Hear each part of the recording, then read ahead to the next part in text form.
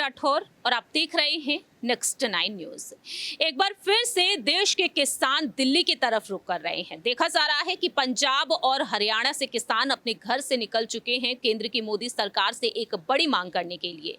जहां एक तरफ लोकसभा चुनाव नजदीक हैं, महज 3 से 4 महीने बाकी रह गए हैं। मोदी सरकार इन चुनाव में जीत चाहती है। एक बार फिर से पीएम पद पर एक बार फिर से नजर आना चाहते हैं नरेंद्र मोदी जी, और साथ ही साथ बीजेपी और एनडीए के तमाम यहां पर दिग्गज नेता कि पीएम के पद पर नरेंद्र मोदी जी ही नजर आए।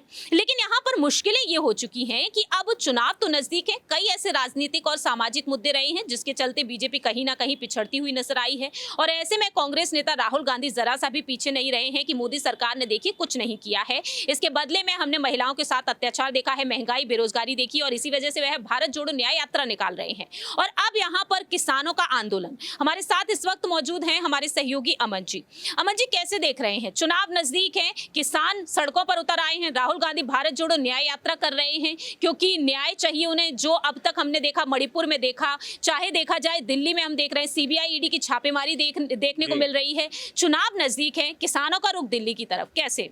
देखिए, बिल्कुल, और इस बात को लेकर कोई संदेह नहीं है कि चुनाव अगले 1-2 महीने के अंदर होने वाले हैं। उससे ठीक पहले इस तरह का बड़ा आंदोलन, वो भी दिल्ली की तरफ जाकर करना, अपने आप में ये बताता है कि जो उनकी मांगें हैं वो तो जायज़ हो सकती है, लेकिन क्या इसमें कोई राजनीतिक एंगल भी है? तो आप देखिए जिस तरह से लगातार ये बात उठ रही है कि चुनाव के नज़दीक आते ही किसानों को आखिर ये क्यों याद आया कि उनके पास में जो उनको एमएसपी मिलनी चाहिए थी वो नहीं मिल रही, बिजली का मुद्दा है वो उनको जो है बेहतर तरीके से नहीं मिल पा रहा है, ऐसे और भी कई सारे मुद्दे हैं। ये चुनावों से ठीक 1-2 महीने पहले ही क्यों याद आया? और इसी बात को लेकर जो बीजेपी के तमाम सारे नेता हैं वो यही बात कह रहे हैं कि जो विपक्षी दल है वो लगातार किसानों को भड़काने का काम कर रहे हैं, लगातार किसानों को जो है इस आंदोलन को प्रेरित करने का काम कर रहे हैं, और यही वजह है कि किसान जो है वो दिल्ली की तरफ रुख करते हुए नजर आ रहे हैं। लेकिन साथ में जो किसान मजदूर संघर्ष समिति के जो अध्यक्ष हैं वो ये बात कह रहे हैं कि भाई देखिए, ना बीजेपी ना कांग्रेस, सभी ने कहीं ना कहीं किसानों के साथ में अन्याय किया है, और ये अन्याय अपने आप में ये बताता है कि जो आज किसानों की जिस तरह की हालत है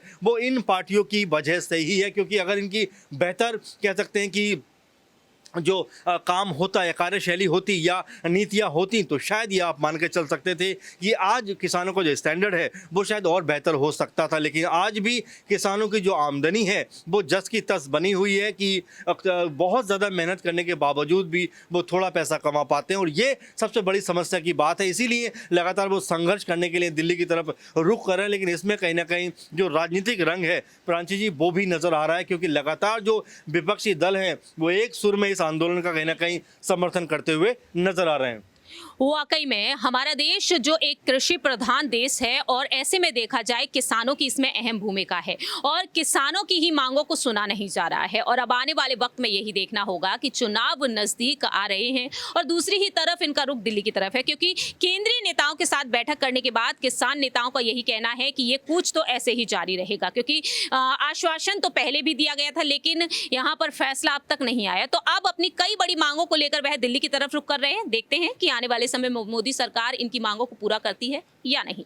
फिलहाल इस खास रिपोर्ट में इतना ही। तब तक के लिए आप देखते रहिए नेक्स्ट 9 न्यूज।